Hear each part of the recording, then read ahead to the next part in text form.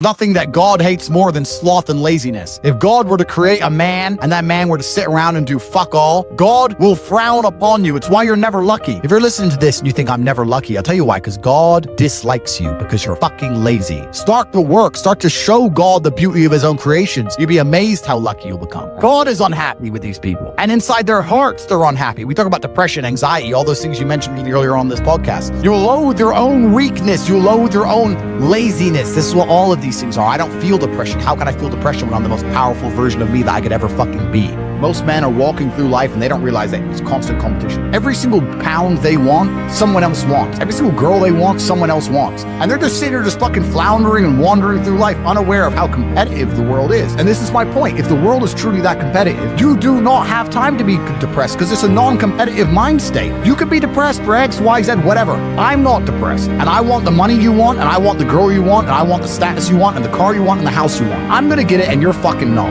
I don't give a shit what happens to me in my life. I don't care how bad it is. I don't care if the worst, most heinous things I could possibly imagine happen to me. I know that my sadness, my depression will be temporary because I will never stay a loser. It is against my creed. It's not my DNA. All of your minds are broken. You can't even focus on anything anymore. You're right. You are constantly distracted to the point where you can't even appreciate the good things in your life. You're distracted. Your minds are broken. You need to rewire your mind and resist the slave programming. If you cannot control your own mind, then you are just a feather in the wind of life, because your own mind is the only thing you can control. You can't control the weather. You can't control people. You can't even control whether your heart stops beating. You might have a heart attack tomorrow. You can't control anything besides what you think. If you cannot control your own mind, then you go through life with zero control, zero influence. You can't control anything.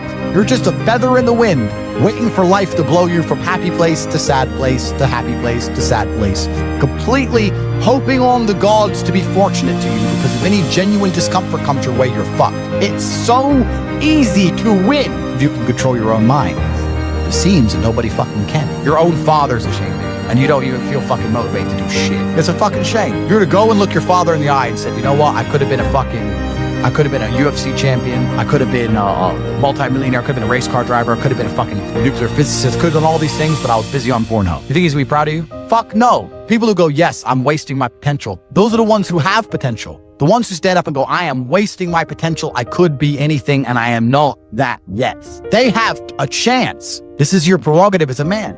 You need to be instilled with a sense of duty to your bloodline. You must want it. You need to want it deep inside your soul. I can't die as anything less than emperor. As a man, if you don't make yourself valuable, you have no value. You have to get up and do it. Just like a video game, you start with fucking zero. You have to decide if you want to complete it. You have to upgrade your character. So I find it amazing that men are going to play video games and fuck about and waste their time instead of upgrading their character. Everyone knows what to do. You know what you have to do. Right. If you had to become the most dangerous, intelligent, respectable man on the planet, you know you're supposed to go to the gym. You know you're supposed to train, learn how to fight. You know all these things.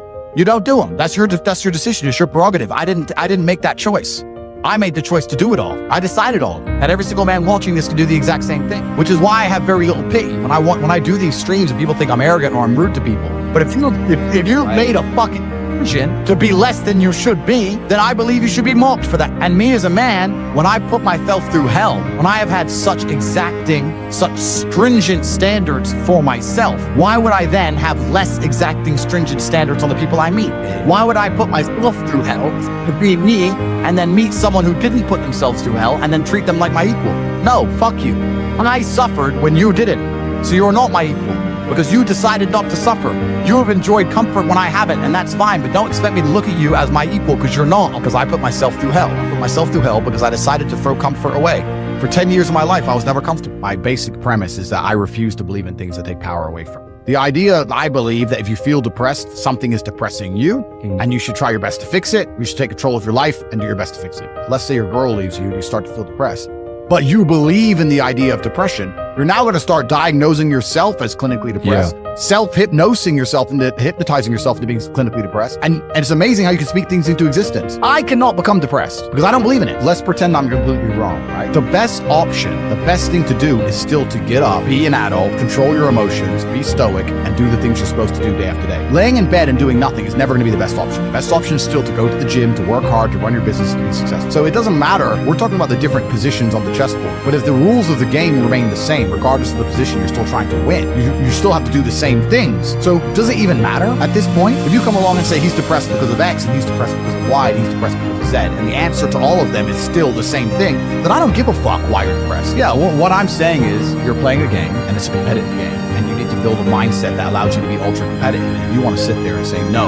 I want a non-competitive mindset, then fine. You know what you call people who do not win competitions? Losers, correct. This is just the bottom line of life. And it's kind of interesting because everyone pretends they give a fuck, but nobody does.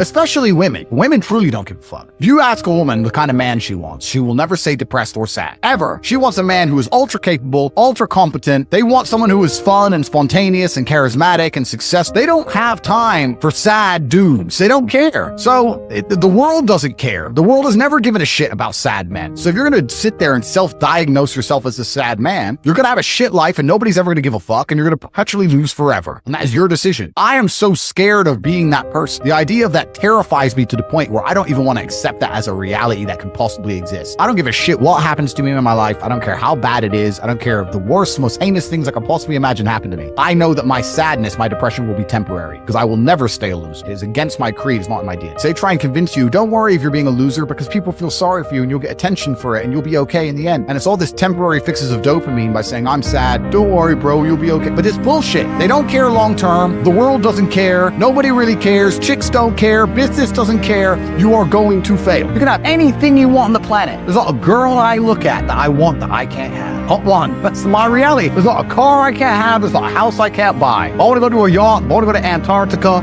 There's nothing I can't have at a band because I've decided to become this man. It's the same for absolutely every single one of you at home. If you actually try and you actually want it and you're actually not making excuses, lying, talking shit, you're going to get what you want. So when I see people who don't have what they want, I consider them losers. And this may be elitist. I understand that. But if I put myself through endless pain to end up where I am, it's very hard for me to have sympathy on the man who's free of pain. You're avoiding pain. I've been through endless. I now have everything I've ever desired. You have none of the things you desire. Am I supposed to feel sorry for you because you took the easy way out? Am I supposed to look at you and go, oh, poor dude? No, you were a fucking coward. You didn't go through the shit I went. You didn't put it on the line. So you deserve your substandard reality. That's what you deserve. You're a fucking loser. Because if you actually wanted it and you actually tried, you'd have it. You could have anything you want. Universe is super giving. If you want it, you can have it. If you're sitting there saying, oh, but I tried my best and I still didn't get it, you're lying. You didn't try your best. That is a fucking lie. The universe gives it to everybody who genuinely tries. And I know that to be a fact because this world's competitive. We're all competing against each other. And the majority of people don't try. Like I've achieved this amazing life and I've tried very, very hard, but it could have been harder. You just get to a point where you're like, I'm tired of hearing your fucking excuses.